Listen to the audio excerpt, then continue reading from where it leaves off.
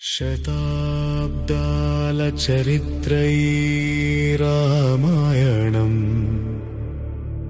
ధర్మం వెలిగే పవిత్ర కావ్యం. మానవ జాతికిది మార్గదర్శకం. శ్రీరాముని నామమే అమరగానం.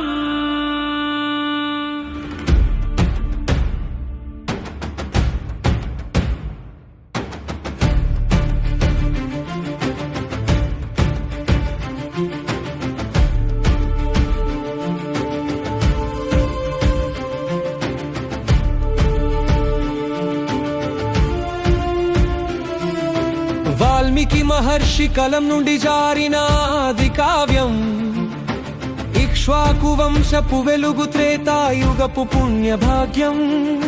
బాలకండలో మొదలైన జ్ఞానయాగం రక్షణం, విశ్వమిత్రుని అడుగుల్లో సాగే ధర్మ రక్షణం. సీతా స్వయంవరంలో శివధనుస్సు విరుపు, జనకపుర వీధుల్లో కళ్యాణ వైభోగపు మెరుపు. రామనామమే మన జీవన ధ్యేయం, ధర్మ మార్గమే మనకు నిత్య ప్రాణం. శ్రీరామచంద్రుని అడుగు జాడలే గమ్యం, లోక కళ్యాణమే మన నిరంతర లక్ష్యం.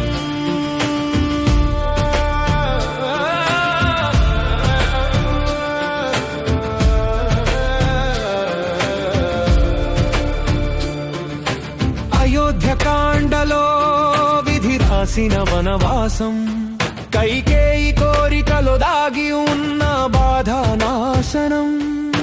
భరతుని పాదుకల సేవలో నిండిన భక్తి, త్యాగానికి నిలువెత్తు రూపం రాముని శక్తి.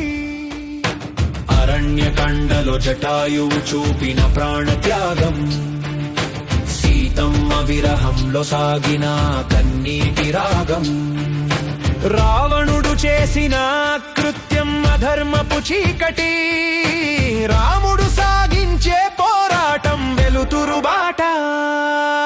రామనామమే మన జీవన ధ్యేయం, ధర్మ మార్గమే మనకు నిత్య ప్రాణం. శ్రీరామచంద్రుని అడుగు జాడలే గమ్యం, లోక కళ్యాణమే మన నిరంతర లక్ష్యం.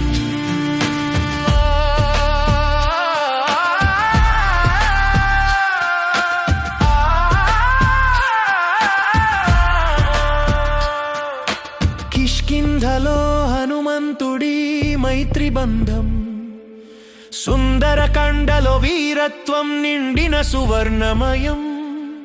లంకా దహనం చూపే ధర్మ జ్వాలల వేడి, యుద్ధకండలో వానర సైన్యం చేసిన వీరగడి. రావణ సంహారం న్యాయం సాధించిన విజయం, అగ్ని పరీక్షలో సీతమ్మ మూర్తి భవించిన వినయం.